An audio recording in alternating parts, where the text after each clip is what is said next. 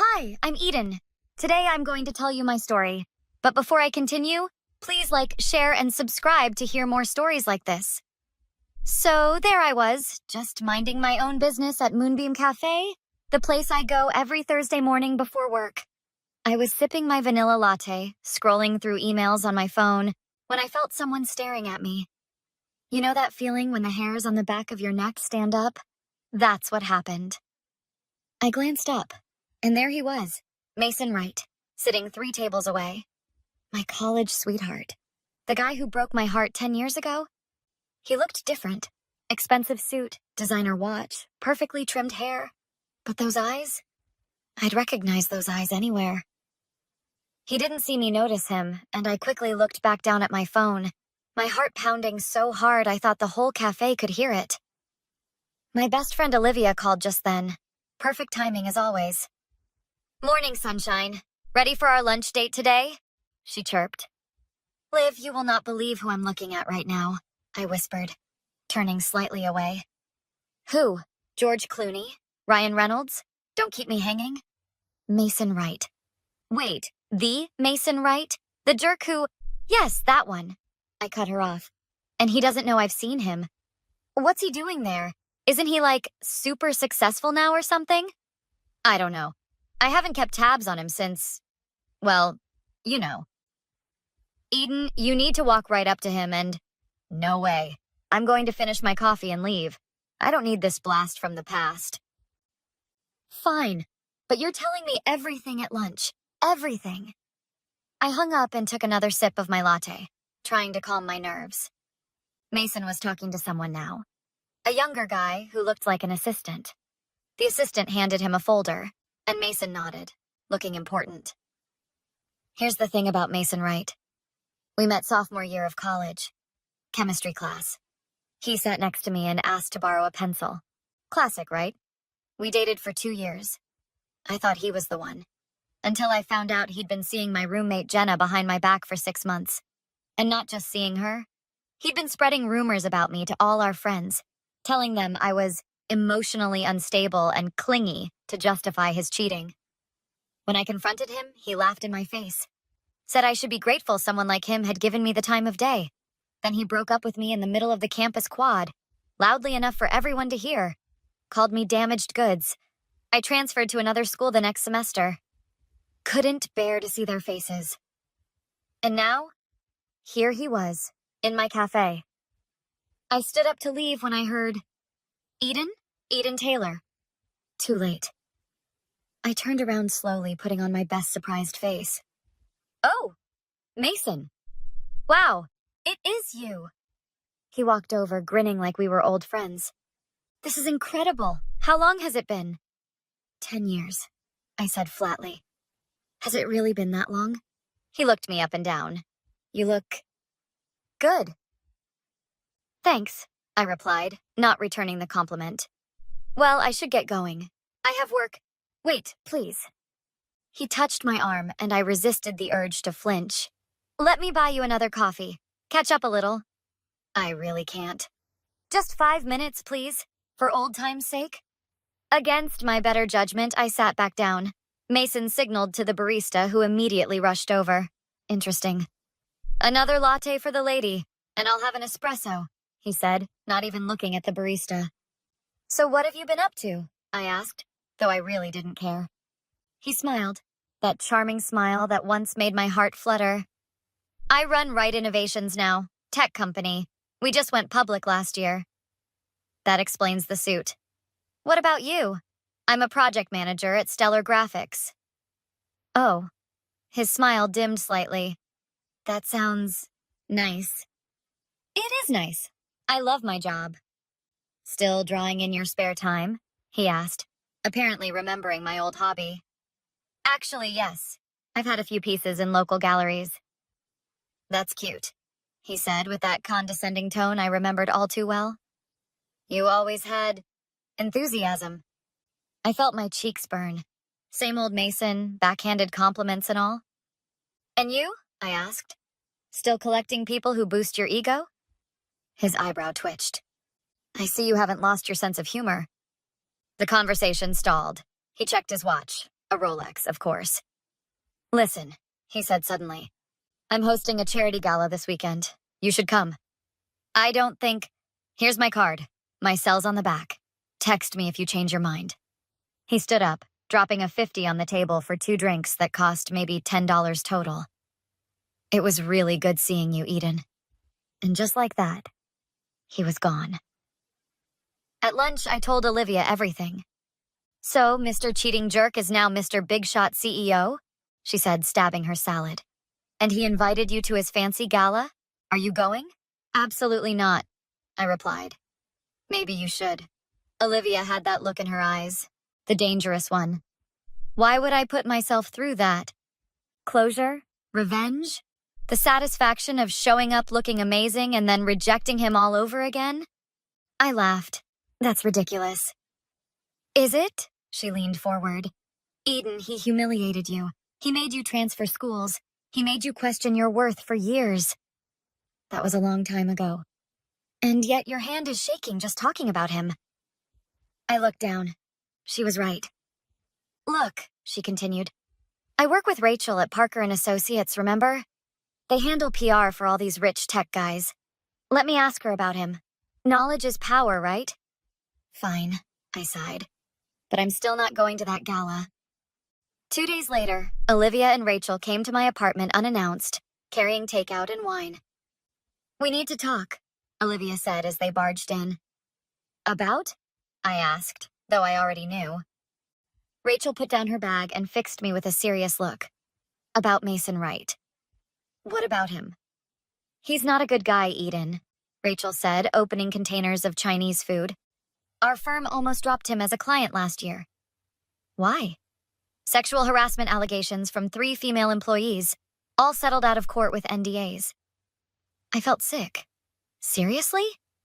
That's not all, Olivia added. Tell her about Diane. Rachel nodded. Diane Chen, his former VP of marketing. She developed their most successful campaign, the one that put the company on the map. He took complete credit, then fired her when she complained. That's horrible, I whispered. The worst part? Rachel continued. He's done this to multiple women. There's a pattern. He finds talented women, uses them, discards them, and ruins their reputations if they speak up.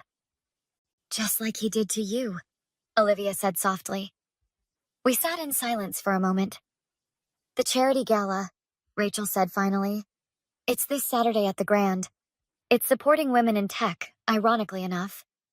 I'm going, I decided, surprising even myself. Really? Olivia looked shocked. Yes, but not alone. I looked at both of them. I'm going to need help. The next day, I called in a favor from my college friend Daniel, who now worked as a software engineer at, you guessed it, Wright Innovations. Eden, long time no talk, he said when he picked up.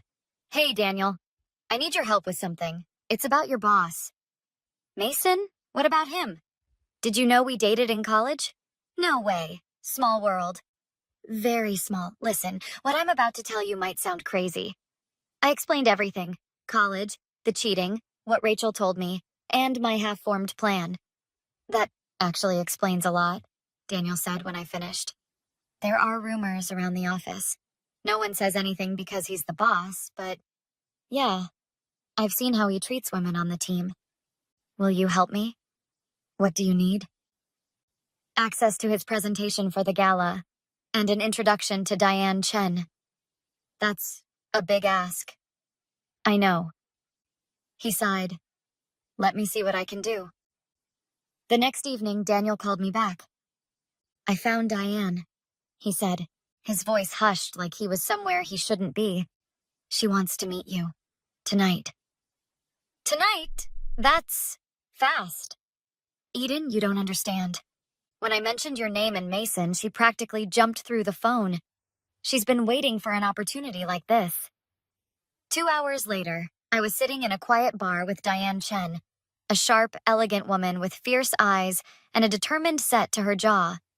So you're the college girlfriend, she said, studying me over her martini. The one he used to talk about. He talked about me? That was surprising. Not by name. But he would mention this clingy ex whenever he wanted to explain why he had trust issues with women.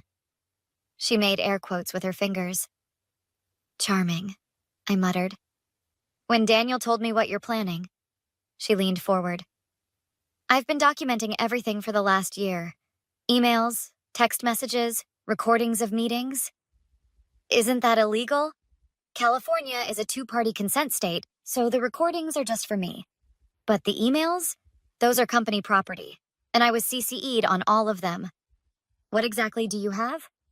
She pulled out her phone, opened an encrypted folder, and showed me. My jaw dropped. This is comprehensive. I knew someday I'd need it. Just didn't know how to use it without destroying my own career in the process. But you, she smiled. You're not in tech. He can't blackball you. I think we need to loop in Rachel and Olivia, I said, and create a real plan. 3 days later, we had a plan. Me, Olivia, Rachel, Daniel, and Diane, who was surprisingly eager to help when Daniel explained who I was. Saturday night arrived. I wore a sleek black dress that Olivia insisted made me look powerful and sexy. Rachel got us all invitations through her PR connections. Daniel would be our inside man, and Diane had the evidence.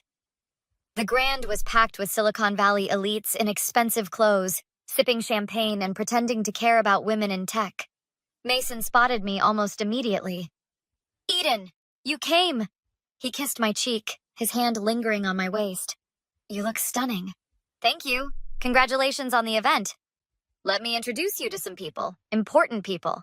He emphasized as if I should be impressed.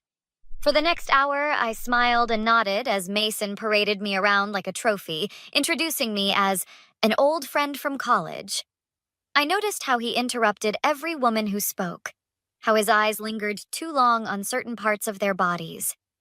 At one point, he pulled me aside near the bar. You know, I've thought about you over the years, he murmured, standing too close. Really? That's surprising considering how things ended. We were kids, he dismissed with a wave. I was stupid back then. And now? Now I know what I want. His eyes darkened. And I usually get it. I forced a smile. Some things never change, do they? What do you mean by that? Nothing, I said sweetly. Just observing. He looked momentarily suspicious before his confidence returned. So, he said finally, we should get dinner sometime. Catch up properly. I'd like that, I lied. I have to give a speech soon, but afterward, don't leave without saying goodbye. He winked. Wouldn't dream of it. As soon as he walked away, Daniel appeared at my side. Everything's set, he whispered. Diane's in position. And the presentation? Replaced. Rachel's handling the PR fallout. You sure about this? Absolutely. Mason took the stage to thunderous applause. I positioned myself near the front, making sure he could see me. Good evening, everyone, he began. I'm honored to host tonight's gala supporting women in technology. As he spoke, I caught Diane's eye across the room. She nodded slightly. At Right Innovations, we believe in empowering women in the workplace, Mason continued, clicking to advance his slideshow. Which is why 30% of our leadership positions are held by... The slide changed, but instead of showing diversity statistics, it displayed screenshots of emails, Mason's emails, to HR, about the women who had filed complaints. What the... Mason stammered, clicking frantically. Each click revealed more damning evidence. His face went from confused to panicked. The crowd began to murmur. People pulled out phones, taking pictures of the screen. There seems to be a technical difficulty, Mason said, his voice strained. That was my cue. I stepped forward. No technical difficulty, Mason, I said loudly. Just the truth. He squinted into the audience. Eden?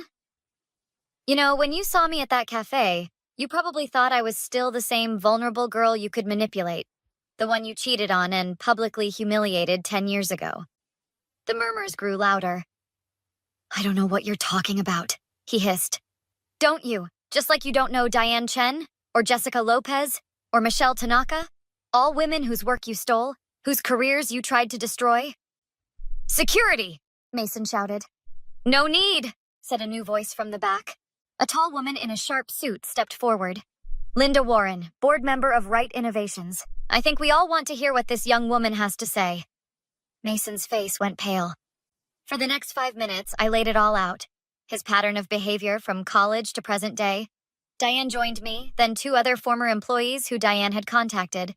They shared their stories. The room fell silent. "This is slander!" Mason finally yelled. "I'll sue all of you!" Actually, Rachel stepped forward, her phone recording. As a PR professional, I'd advise against that. Discovery would be illuminating. And as your employee, Daniel added, joining us, I have to say the company's internal messaging system keeps excellent records. Mason looked around wildly, seeing nothing but disgusted faces, including his board members. "This gala is over," Linda Warren announced. "Mr. Wright, I believe we need an emergency board meeting, now." As security escorted a protesting Mason away, he locked eyes with me one last time. I smiled sweetly and waved goodbye. The following Monday, Daniel called me. "The office is in chaos," he said. "Mason's been suspended pending an investigation. How's everyone taking it?"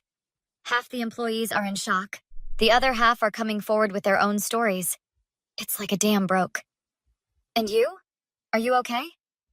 "Better than okay," Daniel laughed. Linda Warren personally thanked me for my ethical integrity. Turns out the board had suspicions about Mason for months but couldn't prove anything. A week later, Mason called me. I didn't answer, but he left a voicemail. "Eden." His voice was slurred, probably drunk. "You've ruined me. I just wanted to reconnect, and you planned this whole thing. Was this all about revenge? For something that happened a decade ago? Call me back. We can fix this." I deleted the message without calling back. The next day, he sent flowers to my office with a note.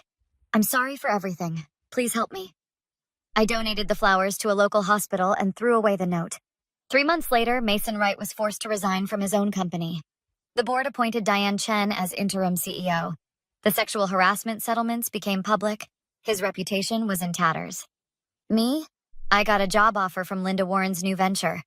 Turns out exposing a toxic CEO makes quite an impression in certain circles. Sometimes when I'm feeling particularly satisfied, I go back to Moonbeam Café on Thursday mornings. Mason never shows up anymore. I heard he moved to another state, trying to rebuild his life. Last week, Olivia asked if I felt bad about what happened. "Not for a second," I told her. "He made his choices. For 10 years. "And you?" she asked. "Are you finally free of him?" I thought about it as I sipped my latte. Completely. "So tell me, what would you have done if you were in my shoes? Would you have confronted Mason right away at the cafe? Or do you think my plan for the gala was the right move?"